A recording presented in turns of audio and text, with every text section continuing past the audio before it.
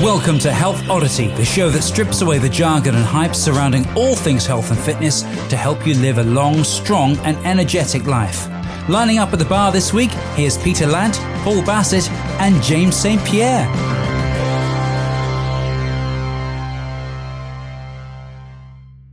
Hello and welcome to the Health Oddity podcast, episode 105. It feels like ages since I've done one of these because I last recorded episode 102 with Pete, and since then I've been away on holiday for 2 weeks, and I know that that Pete and Paul have recorded 2 episodes while I've been away. So we are back now. It's myself and Paul, who I'll introduce you to in a minute, and we have a very special guest with us today. Pete is actually away on holiday this week. It's that time of year. So he's away. I know he's been walking up Snowdon with the dog, and he's away and he's having lots of nice beers in country pubs and things like that. So he's having a great time from what I can see. And he will be back with us next week.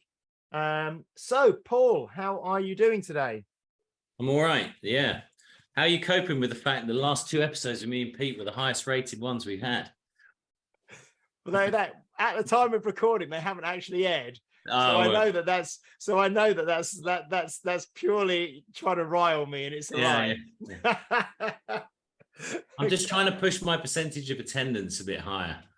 I was hoping that if you're not there, then that boosts my attendance on the podcast, which is dropping, you see. Yeah, but you've been very consistent for the last 5 episodes, 6 episodes, something like that. Great. Yeah. We've been doing it 2 years. Dear me. How are you coping with the new heat wave in London? Are you okay? Oh, it's okay. I mean, I've got an air-conditioned studio, so I spend most of the time in there, so it's all right. Everyone's actually quite relieved when they come in because it's kind of nice and cool. But yeah, it's all right. It's nice. It gets a bit sweaty in the evenings, and so you just get in there, have a cold bath. I was training in an air-conditioned gym out in Crete for 2 weeks, which was lovely. We don't have air conditioning, do we, Lauren? No, we don't. Well, you got a big space. It'll be about 300 grand air conditioning. Oh God, yeah. There's yeah. And for the amount of time you'd actually have it on a year, and I'd rather open the doors up. But on the days where it is sort of 30 degrees, it is 30 degrees in the gym as well. So it's kind of it's very, very warm. What do? Just kind of bring around a little spray, and I suppose you're going to get a workout if you had someone with a big kind of fan. People, like when people are resting in intervals, what do they call it? Fast and loose. You just have someone fanning the other person while they're doing their work set. With a large kind of leaf, like ancient Egypt or something. Yeah. Just integrate as part of the workout. Yeah, it's an idea. Okay. We will introduce you now to our guest for episode 105. I'll give you a little bit of background, but it is Lauren Emery. Hello, Lauren. Hello. It's lovely to see you, Lauren. I do see you most days of the week anyway, but it's great to have Lauren on the show. I was talking to another a member of Unique Results who's a kind of a regular listener, Steve Bush, this morning, and we were talking actually about the Ainsley Duncombe episode about the diabetes, and I've spoken to a few people recently, and people sort of say that some of the episodes they get the most from, or they resonate more, I suppose, and relate to more, with the episodes where we speak to people who are not career trainers, they're not kind of business people in the fitness sector, but they're kind of, I'll use the little quotations, normal people who train and exercise and get something and have changed their life through exercise and training. And I'd kind of class Lauren in that broad category, although she has, as we'll find out, she's done lots of certifications and qualifications herself now as well, even though it's not her kind of job or career at the moment. She's someone who's we'll go into it. We'll discuss as we go, and we'll find out about Lauren's journey. So how are you doing today, Lauren? I know you've trained this lunchtime, haven't you? And I'm good. It was all of 30 degrees in that gym today. So it's hot in there. So I'm a little bit shiny and sweaty still because it wasn't that long ago. Yes. But yeah, no, I'm good. Yeah. Excellent. It's just James. You just cheap when it comes to aircon. Is that it? Yeah. Well, I don't have any, so I use I call it nature's aircon when I open up the shutters and open the doors. But when there's no air movement at all, it's. I mean, I was spinning this morning at about 7:15 a.m. and it was probably like over 25 degrees then, so it was very, very warm. But you get a good sweat on and you sweat out some of the toxins and stuff, so it's not bad. I said all the positives. Yeah, people survived before air conditioning, didn't they? They did. People survived before air conditioning, indeed. So Lauren, just if you can just, I mean, I've known you for a number of years now, but again, like people we have on this podcast, when you actually have the opportunity to sit down and talk to someone for 45 minutes or an hour or whatever, you kind of find out stuff about them that maybe you didn't know before, or different perspectives or different little things here and there. And obviously most people listening to the podcast won't know you. So do you just want to tell us sort of like a little bit about yourself, maybe, how old you are now, what you do for a living, what your background's been like, if you've always been sporty or into exercise, and the kind of journey that you've got on that's kind of got you to here. And Paul and myself will interject with questions as and when they come up, if that's okay. Sure. So I'm Lauren. I'm 37, soon to be 38 in October. I am chief accountant of a ship owning company in London, and a kettlebell sport athlete. So yeah. That's my the next question: have you always been a kettlebell sport athlete? No, certainly not. Okay. So that's really interesting that you've I mean, we'll go back further than that and get some more detail, obviously. But when the last podcast that I recorded, 102 with Pete, we kind of talked about, which hasn't actually, you won't have heard it yet, but we talk about when people actually, their identity and their character actually shifts, so that, like, you introduced yourself as a kettlebell sport athlete, so you have actually now embodied that and embraced that, and it's become a part of who you are, and it even in the way you introduce yourself. So that is, if people have listened to episode 102, that's kind of the third layer of actually, I suppose, self-actualization, of actually embodying and identifying as someone who does whatever. So that's fantastic. So what were you like when you were so you're 37 now, soon to be 38? Mm-hmm. What were you like, going through school, going through, as a teenager, early 20s? Were you particularly sporty, that sort of thing? No, in honesty, no, I've never really been very sporty. I've been to a lot of gyms over time, and joined up for the year and done a month or so and then quit. No, to be honest, not at all sporty, not at all active.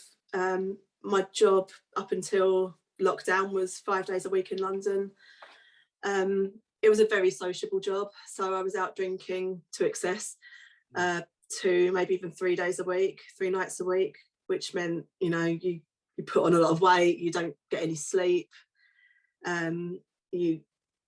always tired, always just hungover, to be honest, always just drained. Socially smoking a little bit when I drank too much, because other people smoked. So if everyone's outside, you go outside with them. It was a very different lifestyle to what I've got now, that's for sure. Yeah.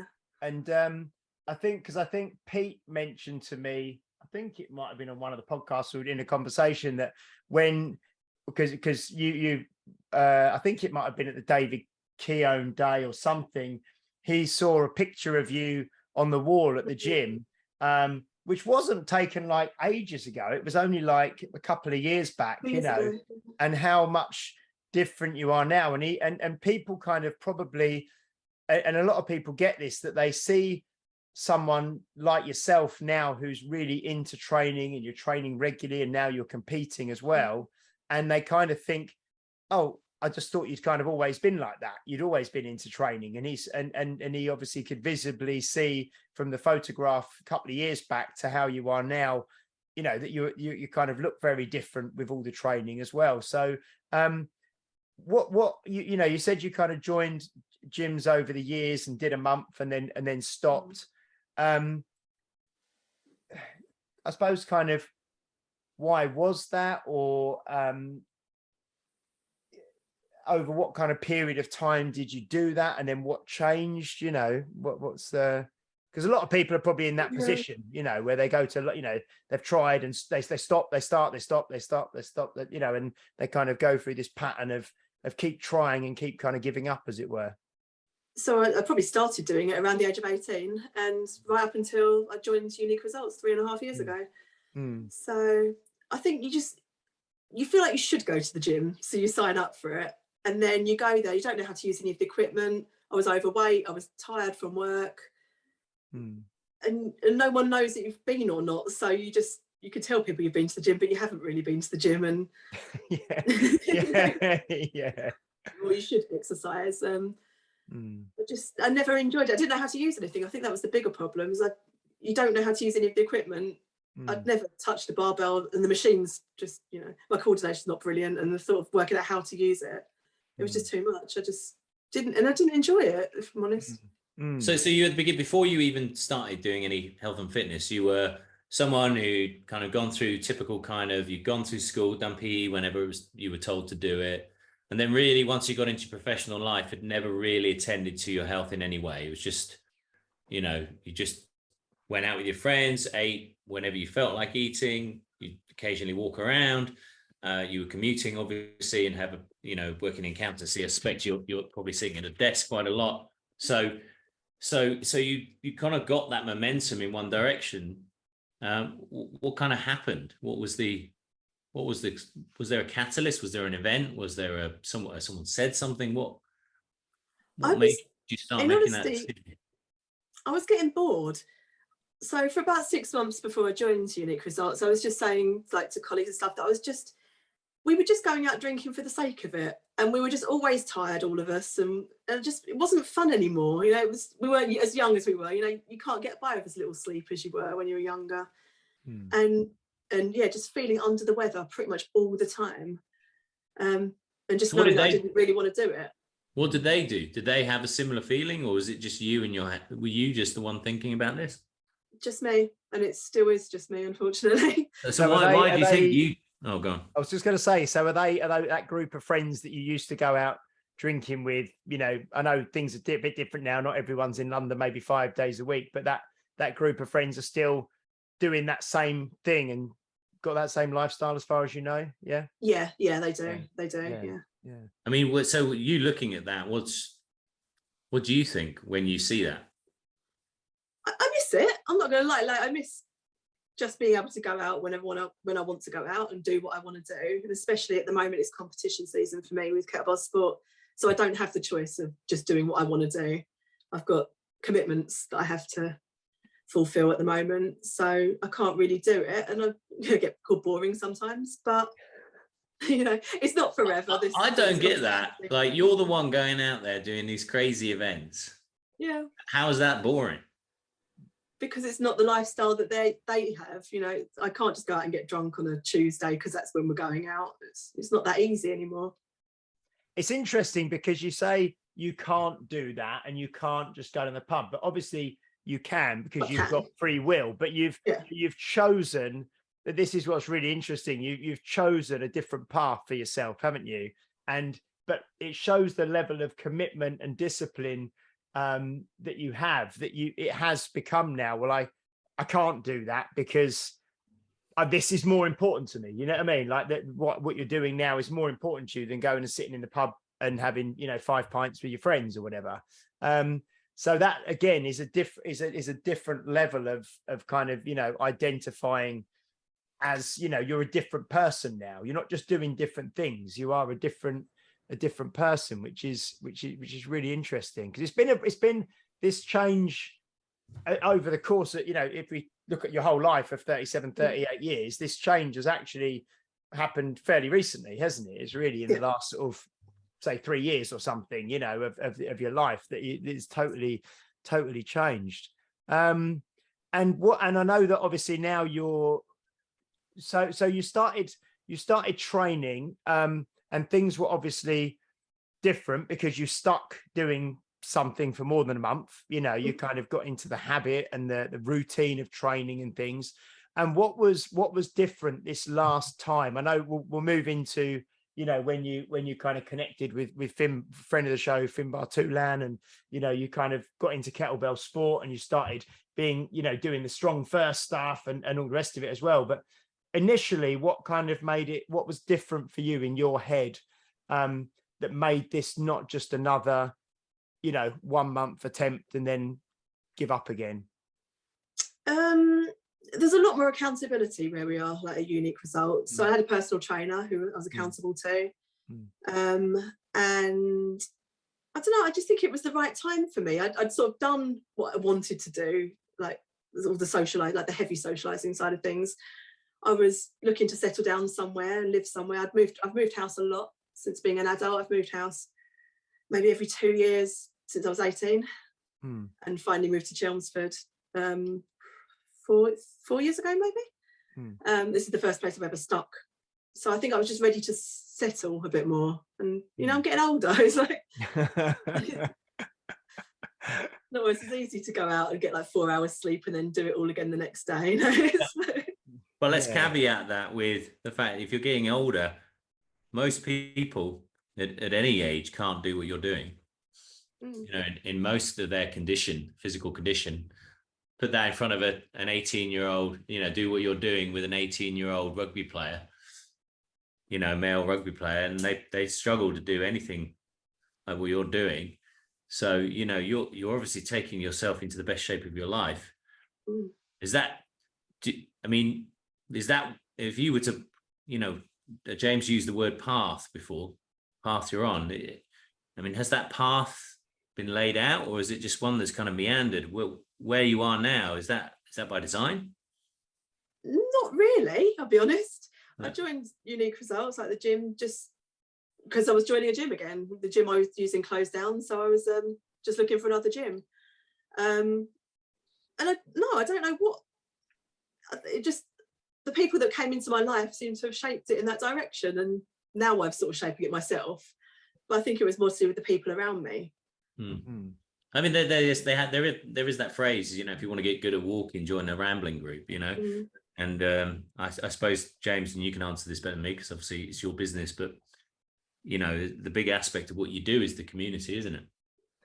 Yeah, it is definitely the community is a big part, and I think that's probably Lauren came into it, and it's very friendly. It is very different in terms of, like Lauren said before, people wouldn't necessarily know if you've been to a regular gym, or maybe you'd sneak in, you do a workout, you'd leave. Maybe people wouldn't talk to you, but it's very different. And now, obviously, Lauren's become a bit of a local celebrity within the gym, or certainly someone who's known, like everyone knows who she is, and it's lovely, and she got awarded like a member of the month a couple of years back, and then got voted by the members as member of the year for, was that 20 is the one where we were closed, 2020, 21, no, 19, 20. Yeah, I think it must have been 20. Like an old people's home, this. Yeah, it was. Yeah, it was the year. No, I remember, because it was the year that we didn't actually have a proper Christmas night out, did we? So we couldn't give you the thing properly, because usually we'd be out, but everywhere was shut. So that would be 2020. So so it's been different from that point of view. And then you obviously at some stage got more involved in kind of kettlebell training, or you kind of you obviously must have started to have like an affinity with that, and started to be drawn to that a little bit more. Is that fair to say? Yeah, I think lockdown did that, because we were at home and with very minimal equipment, and kettlebells are what you had at home at that point. So I used them a lot at home for that year, being stuck indoors. Yeah, so I really enjoy them. Yeah, and then you got very, obviously, got stronger, got more proficient. And then in recent, over the last sort of 12 months, I suppose, you've done the Strong First level 1, you've done the Strong First SFG level 1, you've done the SFG level 2, you're doing the SFL, the barbell cert this November, aren't you? Yep. You've also done precision nutrition, level 1 yourself, and you're studying. What are you studying at the moment? You said just before we started recording. So precision nutrition also do a course called sleep, stress and recovery coaching. So that's all to do with sleep, obviously, stress and mindset and recovery. So nutrition, sleep again, all that sort of stuff. So I should finish that next week, hopefully. So you're going to get Lauren teaching your clients now? Well, Lauren already does. Lauren teaches she's been doing a kind of a beginner's course, which has been really, really well received, and it's been excellent. I've been speaking to, like I say, same gentleman I spoke to earlier, Steve Bush, and a few other people have. So it's sort of like a 6-week beginner's course that Lauren's been teaching, which has actually been really well received. And it's sort of holiday season now, so kind of people are away, but I think Lauren's finished the 6 weeks, and now we're going to look to. She's competing in September again, aren't you? Yeah. And then we'll probably pick something up more structured again, sort of after that. But yeah, so Lauren's now obviously kind of, I suppose, paying it forward and helping coach other people and spreading her enthusiasm, passion, and knowledge to other people, which is fantastic. That's how a lot of people start. It's how me and Peter started. By having our own health epiphany or journey, and then getting to the point where we felt like we wanted to, like you say, pay it forwards. The thing is that one I want to bring up is you talked about getting older, but ironically, you're in a gym where the main demographic is about 20 years older than you. So in many ways, you're one of the youngest. So what is it like when you first turned up and you suddenly saw that actually you were kind of at the bottom end of the demographic there, and many of the people you were training with were in their 50s and possibly even 60s, 70s. So, I mean, what was that for your mindset? Yeah, I mean, I knew it was that kind of gym. And in fact, when I joined up, I was speaking to Steph and saying, am I allowed to join? Because I'm only in my 30s. Because I think it was over 40s. So, did you go in with a fake hair or something like that? with the rollers on. With the rollers in. So I always knew it would be an older sort of clientele at the gym, but I quite liked that. I didn't really want like a posers type gym. I wanted a gym where I could properly train and learn to do things. Yeah. So I think Unique Results was a good choice for that. Well, I suppose if you can make someone who's in their 50s incredibly strong and resilient, after years of being at desk, if you come in with 20 years on those people, you can be, I mean, as you've seen from yourself, you're now at a level where there's performance. So, I mean, given that you're in a level now in your fitness, and most people are just trying to stay fit. Hey, yeah, I'm just doing a bit of fitness, and my blood results are good, or my doctor says I'm doing well and I'm not obese. The competitive element's the next step up. I mean, what's driving you with the competitive element? When you classify yourself as a kettlebell sport athlete, particularly kettlebell sport, it's a pleasurable sport in the aftermath, but not necessarily during. Yeah. So what's driving you to do that? I'm really competitive, and finding something that I love doing and being able to compete in it is just amazing. And I prefer endurance. I'm not a sort of 1 rep max big lift kind of person. I prefer to do things for longer. Mm-hmm. So it's always appealed to me to do something like that. I always enjoyed like the snatch test out of the TSC and things like that, rather than the lifts and things like that. So for me, it was just natural sort of thing to do. And you're doing the pentathlon? Yeah. So that's 5 lifts, obviously. Yeah, I was going to say, Lauren, just for listeners who I mean, people may have listened to previous shows with Finbar and things on, but can you just explain to people what the event or the competition that you take part in is called and what it entails? Yep. So it's a Kettlebell Sport pentathlon, which is 5 different lifts, each for 6 minutes at a time, with 5-minute rest in between. For those 6 minutes, you can't put the kettlebell down. If you do, it stops. They stop counting your reps. So there's a clean and press, jerk, a half snatch, and a push press. You can use 5 different weights depending on which exercise you're doing. So you could use up to 5 different sized bells, but ideally you want to go as heavy as possible within the rep range. And you're scored on kind of the amount of reps you do in that time, and it's multiplied by as well the kind of the weight you use. You get more points the heavier weight you use, obviously, in the reps and stuff.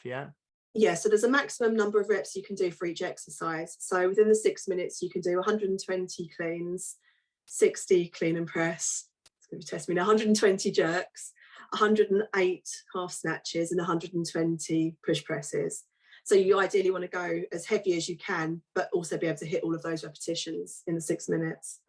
Yeah, and then so you want to hit those or get as near as you can to that with the heaviest weight you can use, obviously with good technique, because if you're not doing good technique, they won't be counted, will they? I suppose by the judge. No, it's a technical reps. So every rep has to look the same. Yeah, it's mainly pentathlons in the UK, because I myself have been training Kettlebell Sport, but mainly in the biathlon or the long cycle, which are 10-minute competitions. And to be fair, part of it's me not doing enough digging, but it's incredibly hard to find them.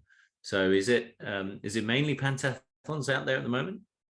Yeah, so the one I'm doing in September, which is in Northampton, is completely pentathlon. And that's for 80 athletes. They've capped it at 80, although they have had more people wanting to join it. So that'll be 10 people competing per flight or per time over 8 hours. So it's a big competition. It's the biggest there's ever been. So it's a big one coming up. And that's on the Saturday, isn't it? Yeah, Saturday the 17th of September. Yeah, you'll have to find out what time nearer the time you'll find out when you're in, won't you? Because I'd love to come and watch that. But I'll probably be working for a bit in the morning, but I can drive up and hopefully you're not on too early. If it's an 8-hour day, yeah, we'll have to have a look and see. Well, you probably want to be on early to get out of the way. If it's a bit later, then I can drive up and watch. So that's good. So in terms of your training, you obviously did the kind of the hard style, strong. I mean, hopefully some of these phrases that we're using now, regular listeners are used to some of these kind of phrases and terminology and things, but you've done the hard style kettlebell certifications, the strong first level 1 and 2. And then I know that you reached out to Finbar Toulan, who's been on the show from Virtue in Belfast, and you kind of did his Irish Warrior Kettlebell program, didn't you? Is that right? Which was I did that last November. Yeah, last November. Yeah. So how did you find that kind of? Because obviously we know Finn, and I've known Finn for years, and obviously I know Paul, and they're kind of connected, and they're quite hard characters, aren't they? You know what I mean, in terms of what they expect of you, and like you said, they're not touchy-feely caring kind of coaches. They'll just say do this, and they don't want excuses, you know. So how did you find sort of going down that route and working with it, and like Paul said, actually probably taking your level of commitment up from being a kind of a recreational exerciser, trainer, someone who wants to stay fit, to actually look to sort of take it to the next level and with an eye on performance? So I found him after he did the podcast with you. So I listened to that and just thought it was brilliant, like, just because he's no nonsense, which I don't like to be, you know, touchy-feely. That sort of, I want someone that's going to push me if I'm going to do it. But because I was training for the Strong First certification, SFG1, I didn't reach out to him until after that. So I just watched what he did for a while and just sort of followed him. And then I reached out just after I'd done the SFG1, so end of October, I think it was, last year. He did not make it easy for me to join him. So he asked a lot of questions about why I wanted to do it, what my goals were, whether or not I was really committed to it, what I thought I would get from it, and what I expected from him. I should really read back the messages that we sent to each other. It was quite scary. I thought he was going to tell me no. So he asked a lot of questions, and then I joined his 12-week program, which was great. I really enjoyed that. I was still using the cast iron bells, so like the hard style bells throughout that. I hadn't touched any of the competition style bells, but did the whole thing with cast iron because that's what I was used to, and it was just, for me, it was easier because I didn't know if I wanted to carry on. Then I completed it and did my first pentathlon on my own in the gym, staring at a wall, which was really, really tough because it's like, I think the whole thing's about 50 minutes and it hurts. And it's really tiring, and I was on my own, and it was hard not to just put it down because I'd had enough. But I did that. And then a few days later, he invited me to come and work with him if I wanted to. Said I had good potential and that he'd like to coach me. And yeah, I've been doing that since February now. We've been working together. Yeah. And what was the experience of your first competition that you did fairly recently over in Ireland? Do you want to kind of tell us about that? And was it what you expected? Did it vary from what you expected? And if so, how? And how you felt before, during, after? Just to kind of frame that up a bit for us. Yeah, so I went over to Ireland in May to compete. No, July. Sorry, I don't know what month we're in anymore. Yeah, July to compete. So I went to Belfast to meet Finn, and then we went to Kilkenny to compete in a pentathlon competition. And that was the first time you'd ever met him in person, wasn't it? You'd never met him in person before that. Yeah. How was that actually meeting him, having worked with him for months and months sort of online and stuff? Weird. It was nice.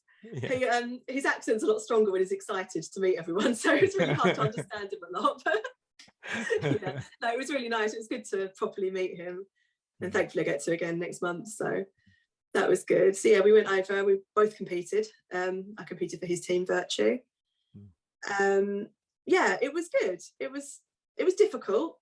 It was really difficult. It was completely out of my comfort zone because it was a long time standing up on a platform. Competing. I hurt my hands quite badly in the first section, so the cleans right at the first section. I tore both of my hands in a couple of places, so it made the whole thing very, very sore. How come you tore them? What was it? Just you didn't have enough chalk, or? Yeah, I think it's different bells. The bells I'm not used to using. It was really hot. It was really hot in there. A lot of friction. Yeah, so they just tore. I don't know. I think maybe my technique probably went out the window slightly because the adrenaline was going. It was a bit of a blur, to be honest. It was he said to set up the platform like it would be you were training in the gym, but I couldn't envisage how that was supposed to look because it's totally different. Yeah, it was really good. I mean, I got national levels and got silver in my category, so I did well. It wasn't quite what I wanted because my hands were so sore. By the time I got to the half snatch, doing half snatches on hands that are completely ripped.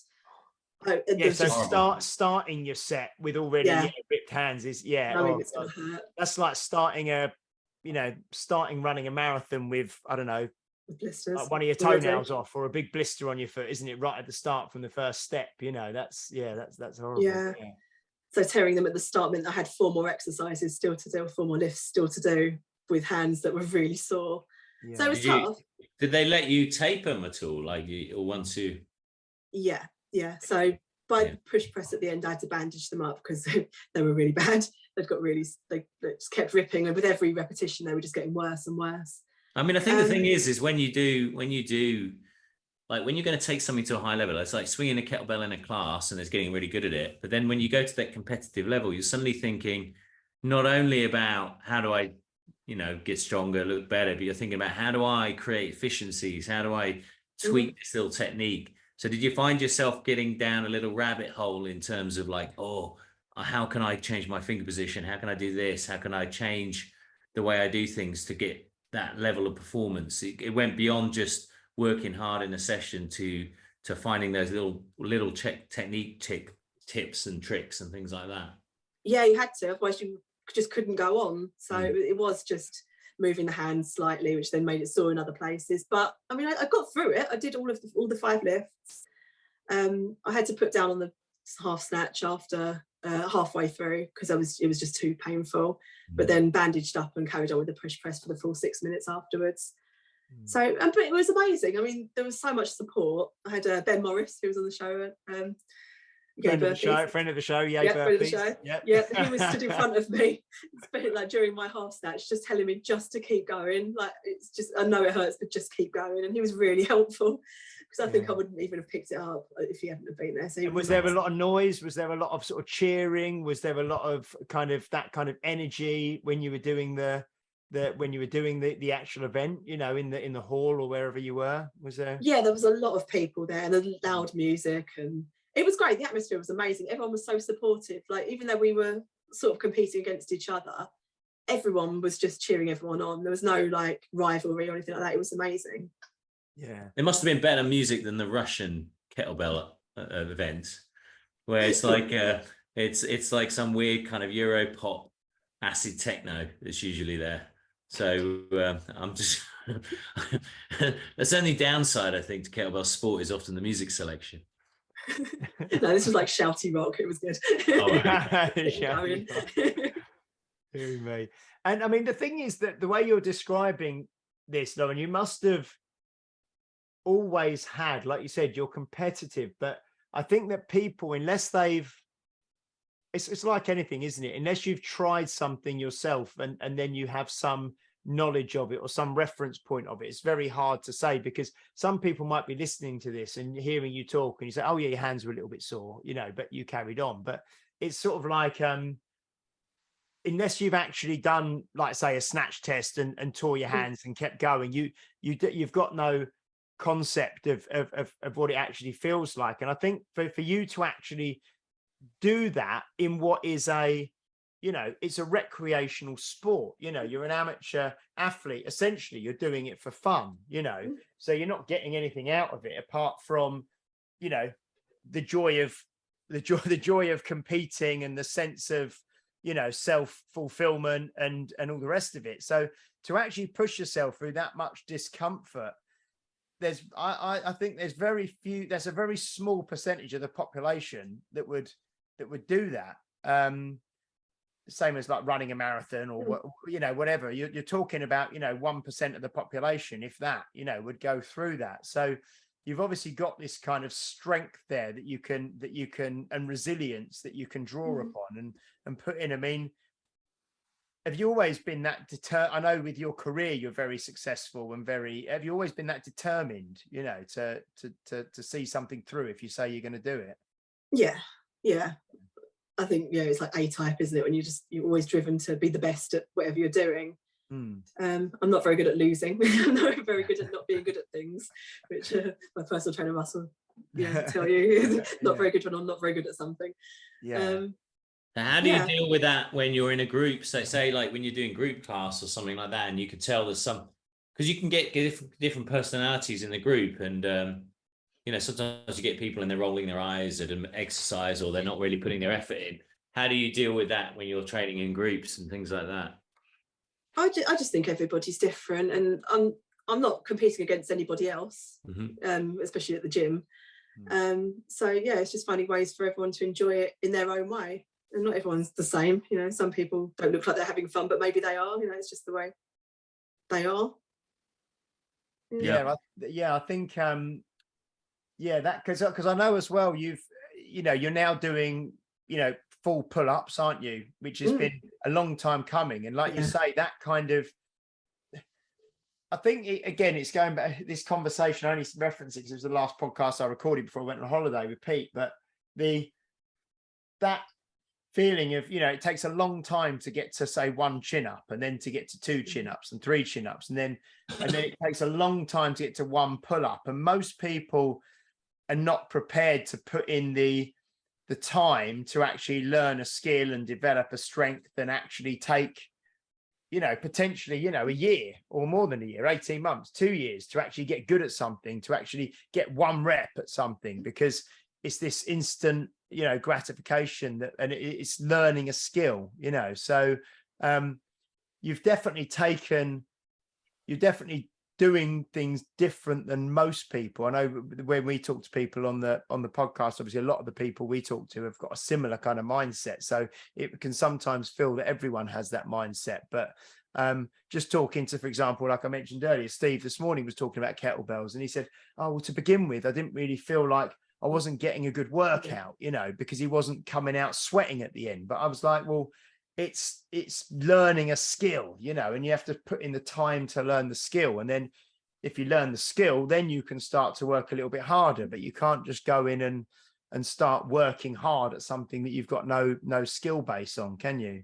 Yeah, that's something I was actually talking to Steve about at the end of my course. He just finished doing my course a couple of weeks ago, and he was saying, now I understand why you taught it the way you taught it, because you can't start at the end, you have to start from the beginning. You can't do a swing, you're not going to be able to do a snatch, you know, if you can't do a squat, you're not going to be able to, do a single arm squat or an offset or anything like that. You have to learn it in a particular order. You can't just be good at it straight away. But yeah, we're on the workout classes now, so I think he's quite enjoying them. Oh, he loves it. No, he was singing your praises. He said he loved it, and he said he really enjoyed it. But he just said it took him the first couple of weeks to kind of recalibrate his brain and his thinking to, right, I'm not just coming in here and I'm not just going to kind of, leave feeling like I've trained really hard, because it's different, isn't it? And I think that's the thing. It's about having that path or that journey. And you started where he's starting, didn't you? And now you're competing in kettlebell sport, but you couldn't just turn up one weekend and compete at kettlebell sport. It's not going to happen, is it? So no. That's fantastic. It's the same as like the pull-up that you mentioned. I've been working on pull-ups for about 18 months, and I think I worked for about 6 months, still was nowhere near, threw a massive tantrum, didn't train him for about 6 months, like a massive tantrum. Didn't train for about 6 months, refused to do them because I was in such a mood about it, and then have just been working on them and getting stronger and just realizing it's not going to come easily. And now I'm doing sets of 2 and hopefully 3 coming up soon. So getting there. And they mean so much more, don't they? When it takes you that long to achieve something. It's like we've spoke about it on here before, like the one arm, one leg press up or pistol squat or learning a bent press or learning whatever, it's so much more. The struggle makes it more satisfying, doesn't it? Because when you do get it, it's like, I've worked for that and I've got it, and it's great. Yeah, no, it's really good. It's really good. So what do you think, what's the future for you? I mean, obviously in the immediate future, you've got your next competition coming up in September. Yeah, so this year so far I've got my next competition. Well, I finished my course, my studying that I'm studying at the moment, next week hopefully, maybe the week after, depending on work. Yeah. Then I've got my competition in September for Kettlebell Sport, so another pentathlon, which is the UK one. Then November is the SFL, so Strong First Lifters, so the barbell instructor certification. That's it for this year, so I'm good. And I might go on holiday. Take a break. I might actually have a holiday. When did you go on holiday? Kind of Christmassy time or before? Or yeah, just before probably, and just go somewhere hot where I'm going to do absolutely nothing, not train. Take a break, because I haven't had a break this year because I've done a lot of certifications and competitions this year. I've not had time to have a holiday this year. Yeah. And so are you doing a half marathon next year? Are you doing yeah. About that, Because you did the half. You trained for a half marathon, didn't you? You did that, and you're doing that again. So that's something totally different, isn't it? So I did the half marathon. So I did it on my own without doing it as an organised event, and ran, because lockdown you couldn't go to the gym, so I tried to run. I managed half a marathon from then. Then the one that was planned for last March, I caught COVID a couple of weeks before it, so I wasn't well enough to actually do the proper Chelmsford half marathon. So I've signed up for next year's one, so I promised I would do it with Steve in March next year. So I've got to start training for that once competition season's over. And then will it be more kind of kettlebell sport next year, do you think, or do you see this as being something that's going to become like a regular part of something that you do? Is it going to become a long-term thing, or what's the view on that? I hope so. Honestly, I hope so. I plan to do it for the next couple of years, providing nothing goes wrong. I'm really enjoying it. It's my sport, I think. It's my thing. I'm really enjoying it. I'm not bad at it. I enjoy working with Finn, which is really good. And I've made some really good friends doing it, which is lovely. I see myself doing it for a while, and then veteran age is 40 with Kettlebell Sport, so if I just hold on a little bit longer, I can get less points and get higher ranks. So I'll hold on for another 2.5 years. I'll become a veteran, and then don't have to score as many points to do as well. So that's the plan for the fitness side of things. And I still want to carry on studying a little bit, so I'm going to, once I finish this course next week, I plan on taking the rest of the year off from studying, because I've been studying for the past 18 months, doing the nutrition followed by the sleep, stress and recovery. And then I'm either looking at another nutrition course or maybe like a female coaching course from January, but I need to look into it a bit to see what's around and what's good and worth doing. So do you see sort of long-term, mid to long-term, that is kind of coaching and working with others something that you want to do as you go forward, or is it more you're doing the education stuff for your own kind of personal development and knowledge and all the rest of it and your own passion? Or is it something that you down the line you might want to do more of? I mean, what's your thinking around that? Yeah, I do. I have a job. I have a full-time job that is comfortable, that pays well, and I've got a mortgage, so it's not as easy to just change careers. Oh, I know you can't just give everything up and start coaching. Yeah. But the nutrition side of things, I'm definitely interested in taking a bit further, even if it's on top of what I do full-time. At work, because I just find it really interesting, and I think nutrition's something that's really messy in the fitness industry, and people have got their own opinions on it. But I quite like an objective opinion on this one, because I've, being female, you've done every diet under the sun, and it's working. Like, the reason I started studying is to work out why they were sort of marketed the way they were. So why Weight Watchers had points, why Slimming World has sins, why all these sorts of things, just to work out why these things, how they work. And I'm really interested in that, actually. It's quite been quite good. And have you found that from doing this sort of study yourself, has it changed your own, the way that you kind of eat and fuel yourself and things like that, around training and things? Or have you already implemented the stuff you've learned with yourself? Or so my meal timings definitely, and what I eat and when I eat it, it's definitely, I implement those. So I tend to have carbs a couple of hours before I train, because my training sessions are quite tough, and then prioritizing protein and calorie deficit when I need to lose weight to get into a particular category for my competitions. Because that's the other thing, isn't it? Yeah, you're in a kind of a weight category sport, aren't you now? So you've got, it's not just, eat what you want and get stronger. It's kind of get stronger and, kind of maintain a weight where you are, or sometimes even bring it down a touch, isn't it? So, because the women's category is, I think, is below 60. It's quite good, like the big bands. There's below 60 kilos, 60 to 70, and then 70 plus. Whereas if I go into the 70 plus, which I sit quite comfortably around 70, I'm going to be the lowest weight there, which means I'm not lifting as heavily, and I'm going to be going up against people who are quite a lot heavier than me, who are lifting heavier kettlebells than me. And it doesn't get judged on my body weight there. It's just I'm in that category.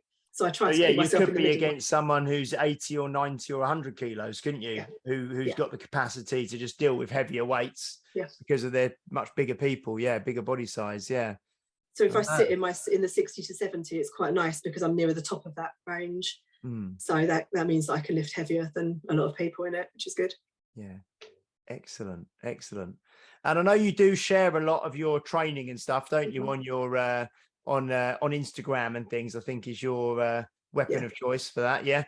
So I know you're not a trainer and you're not looking for business and stuff, but if people want to kind of have a little look at your Kettlebell Sport and your training and your journey and things like that, what's the Instagram handle that you use? Do you know what it is off the top of your head? I think it's L Emery 84. L Emery 84, I think. So at L Emery 84. Okay. Yeah, I think so. We're on here at the moment. I will just have a look at that, and I'm pretty sure it is. Yeah, at L Emery 84. Fantastic. Brilliant. Yeah, so that's most of my just training basically. It's pretty all I do. Yeah, but it's good. It's really good because I love seeing all your training posts and stuff on there, because you're always putting on, and showing the exercises you're doing and talking about comps and sharing photos and things, which is fantastic. Yeah, no, it's really, really good. It's really good. Oh, it's really lovely to talk to you, Lauren. Really, really lovely to sort of share where you're at, and I hope everything goes well for the next comp, which is only how many weeks away is it now? About 4 weeks? 5.5. 5.5 weeks away. Okay. Yeah. Brilliant. Paul, have you got anything you'd like to kind of say or ask or finish on as we start to wrap up? Well, it's the hope for every trainer that you give your clients a sense of empowerment around their own health, and they can run with that momentum. You know, all you can do is put things in front of people. It's up to them to see what they like out of about what you're giving them, see what they like to keep, what they're willing to run with. So it's always great to hear a story of someone who's gone, okay, I can do something with this. I'm going to take this and run with it and see where I can go. Because that's what you hope for your clients, you know, to suddenly find that enthusiasm. You know, perhaps you found that enthusiasm yourself, and it's great to see in other people, because it's like why you do it, isn't it? So yeah, and I've trained with Lauren. We did the course with Dave Cohen together, didn't we? And we also had one of those massive barbecues that James took us to, which is great. So yeah, it was good. Well, I don't know what it's called, the Meat Shack. It's got, I don't know. Oddfellows Arms. We'll give Oddfellows Arms a little shout out. Yeah, that's good. Yeah. So it's great to hear you're competitive. I keep meaning to do some competitions, but I've been training more for the double bell stuff. So, but I think the one thing about the Kettlebell Sport is it's pretty disorganized. So it's good to see they've finally got they've got something that's kind of bigger than two men and a dog. And this 80 competitors should be really fun. It's what the sport needs, because there's loads of people into it. It needs to coalesce around some kind of organization. So, you know, good luck for that. Thank you. Yeah, maybe we'll have a little look, Paul, and see. 'Cause it's on a Saturday, like we say, in Northampton, so it's not a million miles away. We'll see, maybe. And is Ben going to be competing at that one again? Yep. You know, Ben Morris, Finn. yeah. Okay, and Finn's actually competing as well. Yeah, we'll have to have a little look and maybe have a little road trip. Maybe take the kids. Well, my son Ruben is 6 years old. I remember when Paul McElroy and Dennis Vasiliev did their charity event. He was watching it. And actually I took a picture of it and Paul put it up on Facebook, but he still talks about it. It's funny. He's just like, oh, you know, having said that, he did say, how come your arms aren't as bumpy as Dennis's? So I think he was talking about the size of my biceps, but dear me.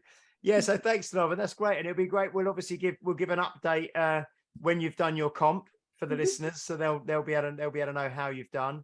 That's really good. Thank you so much. And yeah, it's just it's brilliant to see how you've, you know, like you say, you've got into training, you've become a part of your life, and then you've taken it to that next level of performance and that next level of commitment, which very few people you know, choose to do or want to do. But if you can, you know, the amount of commitment and dedication, like I say, that it takes, because I see it day in, day out. And we're always at the gym, aren't we, at sort of 7 a.m. on a Sunday morning on our own, putting the music on nice and loud, training. But no, it's brilliant. It's inspiring, and hopefully some people listening can see that, you know, you from a very kind of, I suppose, normal working life of doing what lots of people do, you know, down the pub and working hard, you've taken a real sort of a change and then ran with it, and it's created a real shift in you and your future. So yeah, thanks so much for sharing your story with us. No problem.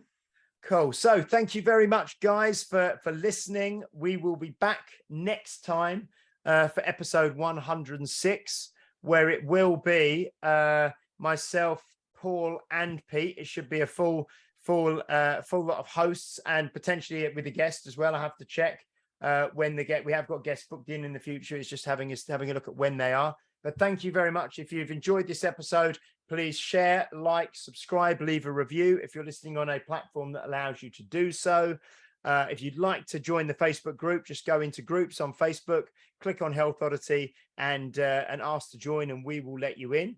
And we'll just say goodbye from Mr. Paul Bassett. Bye. Goodbye from Lauren Emery. Bye.